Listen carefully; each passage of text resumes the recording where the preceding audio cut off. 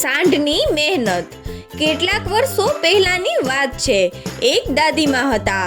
એમને પોતાના કોઈ છોકરા ન હતા, પણ એમની પાસે એક વાછરડું હતું જેમનું નામ હતું ટોની. દાદીમા ખૂબ જ ગરીબ હતા, તો પણ એ ટોનીનું ખૂબ જ ધ્યાન રાખતા હતા. વાછરડું જ્યારે નાનું હતું ત્યારે જ તે દાદીમાની મદદ કરવા માંગતું હતું, પરંતુ દાદીમા તેને કોઈ પણ કામ કરવા દેતા ન હતા. ધીરે ધીરે દાદીમાના ધ્યાન રાખતા રાખતા ટોની મોટો થઈ જાય છે અને જલ્દીથી તે એક ખૂબ જ મોટો અને ખૂબસૂરત સાંઢ બની જાય છે. એક દિવસની વાત છે. દાદીમા તેમની પેટી ખોલીને જોઈ રહ્યા હતા. દાદીમા બોલ્યા, અરે નહીં, મારી પેટીમાં તો હવે સાવ પૈસા નથી બચ્યા.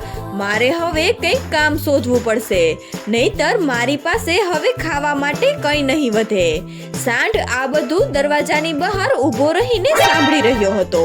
સાંઢ બોલ્યો, મારે હવે પૈસા કમાઈને દાદીમાની મદદ કરવી જોઈએ. દાદીમાએ મને નાનપણથી ખૂબ જ સારી રીતે રાખ્યો છે. હવે મારી પણ ફરજ બને છે કે હું દાદીમાને કામ આવી શકું.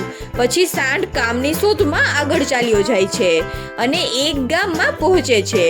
એ ગામની બાજુમાં એક નદીનો કિનારો હતો. ત્યાં સાંઢ એક લાંબી અને મોટી બેલગાડીને જોવે છે.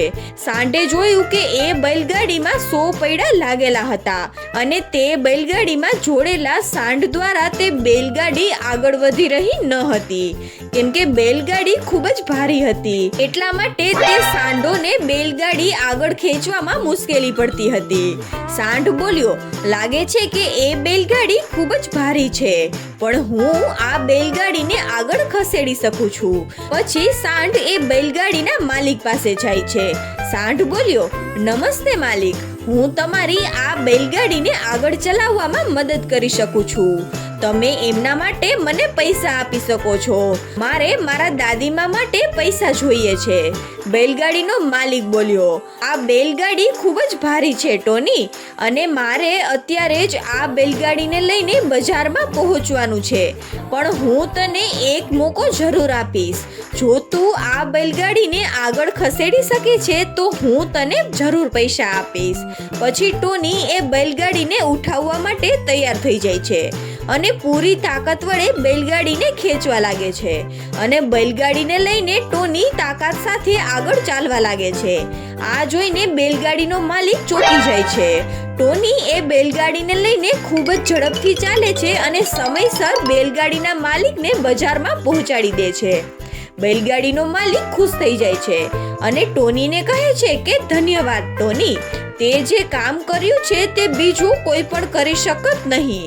તે મને ખૂબ જ મોટી મુસીબતથી બચાવ્યો છે, એટલા માટે હું તને આ સોનાના સિક્કાથી ભરેલી થેલી આપું છું. ટોની ખૂબ જ ખુશ થાય છે અને ભાગતા ભાગતા ત્યાંથી તે તરત જ દાદીમા પાસે પહોંચી જાય છે. ટોની બોલ્યો, હું તમારા માટે સોનાના સિક્કા લાવ્યો છું દાદીમા. આ લ્યો દાદીમા.